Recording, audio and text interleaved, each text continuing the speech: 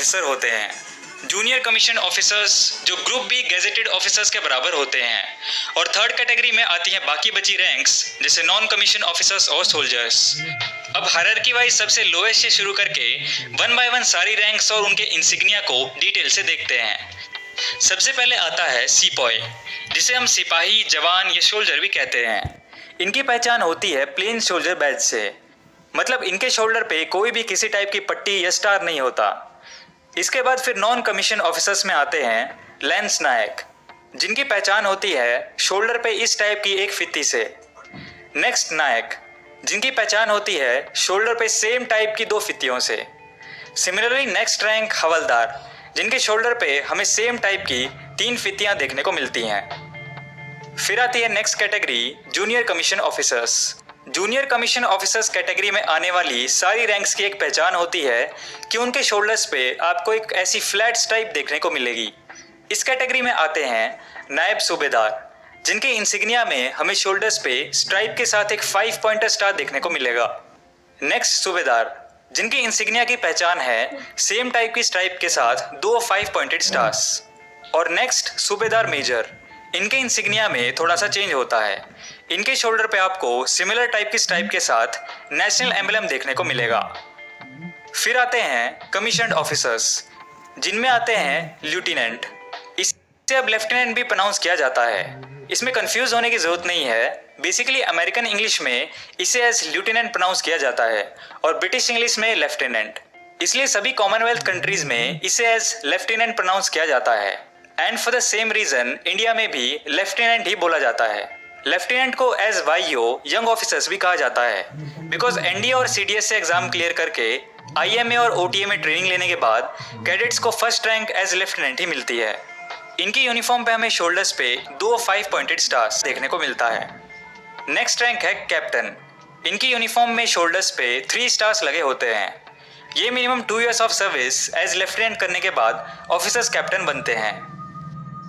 Next rank है major. इनकी uniform में शोल्डर्स पे अशोक एम्बलम लगा होता है। मिनिमम 6 इयर्स की सर्विस एज कमीशन्ड ऑफिसर और पार्ट बी एग्जाम क्लियर करने के बाद ऑफिसर्स मेजर बनते हैं। नेक्स्ट रैंक है लेफ्टिनेंट कर्नल। इनकी यूनिफॉर्म में शोल्डर्स पे नेशन एम्बलम के साथ 1 स्टार होता है। Minimum 13 years service as commission officer और पार्ट डी एग्जाम क्लियर करने के बाद ऑफिसर्स लेफ्टिनेंट कर्नल बनते हैं।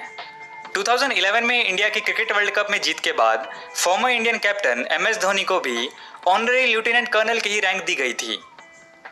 अभी तक जो हमने रैंक्स की बात की वो सब टाइम स्केल रैंक्स हैं, यानी ऑफिसर्स फिक्स टाइम के बाद हायर पोस्ट पे प्रमोट किए ही किए जाते हैं, गिवन कि उन्होंने पार्ट बी और पार्ट डी एग्जाम क्लियर किए हैं जिन रैंक्स में रिक्वायर्ड हैं। इसके बाद जो हायर रैंक्स आती हैं वो सिलेक्शन ग्रेड में आती हैं, यानी इन पोस्ट पे ऑफिसर्स को सिलेक्ट करके प्रमोट किया जाता है। ये सिलेक्शन मेरिट और एसीआर के बेस पे होता है। इन रैंक्स की पहचान होती है कि आपको इनकी यूनिफॉर्म में कॉलर्स पे ऐसे क्रिम्सन पैचेस देखने को मिलेंगे। सिलेक्शन ग्रेड में रैंक आती है सबसे पहले कर्नल, जिनकी यूनिफॉर्म में शोल्डर्स पे नेशनल एम्बलम और 2 स्टार होते हैं और कॉलर्स पे crimson patches with golden braids. इस रैंक के लिए एलिजिबल होने के लिए ऑफिसर्स को minimum 15 years of service as commission officer complete करनी पड़ती है। सिलेक्शन के थ्रू प्रमोट हुए ऑफिसर्स को बटालियन से यूनिट्स का कमांडर बनाया जाता है।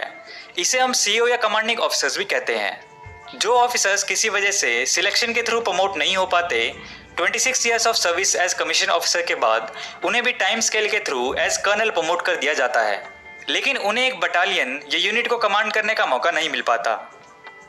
नेक्स्ट रैंक है ब्रिगेडियर। इनकी यूनिफॉर्म पे नेशनल एम्बलम के साथ 3 स्टार्स ट्रायंगुलर फॉर्मेशन में लगे होते हैं। ये एक 1 स्टार रैंक होती है, इसलिए यूनिफॉर्म के कॉलर पे क्रिम्सन पैचेस के साथ एक गोल्डन स्टार लगाया जाता है।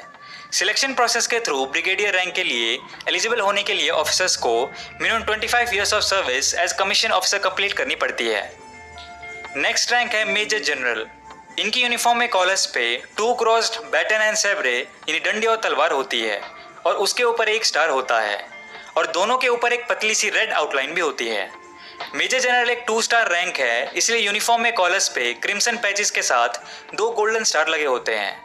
सिलेक्शन प्रोसेस के थ्रू मेजर जनरल रैंक के लिए एलिजिबल होने के लिए ऑफिसर्स को minimum 28 year of service as commission officer complete करनी पड़ती है। Next lieutenant general. इनकी यूनिफॉर्म में एक चेंज आता है कि शोल्डर्स पे सेम क्रॉस बैटन और सेब्रे के ऊपर स्टार की जगह नेशनल एम्बलम आ जाता है और कॉलर्स पे 3 गोल्डन स्टार लगे होते हैं। सिलेक्शन प्रोसेस के थ्रू लेफ्टिनेंट जनरल की रैंक के लिए एलिजिबल होने के लिए ऑफिसर्स को minimum 36 years of service as commission officer complete करनी पड़ती है। एंड लास्ट है जनरल। ये इंडियन आर्मी की सबसे ऊंची रैंक होती है। इन्हें कमांडर इन चीफ भी कहा जाता है। इनकी यूनिफॉर्म में शोल्डर्स पे क्रॉस बैटन और स्वॉर्ड, उसके ऊपर नेशनल एम्बलम स्टार लगे होते हैं। इन सभी पे एक पतली रेड कलर की लाइनिंग होती है और कॉलर्स पे क्रिम्सन पैचेस के साथ 4 गोल्डन स्टार लगे होते हैं। ये rank chief of army staff को दी जाती है।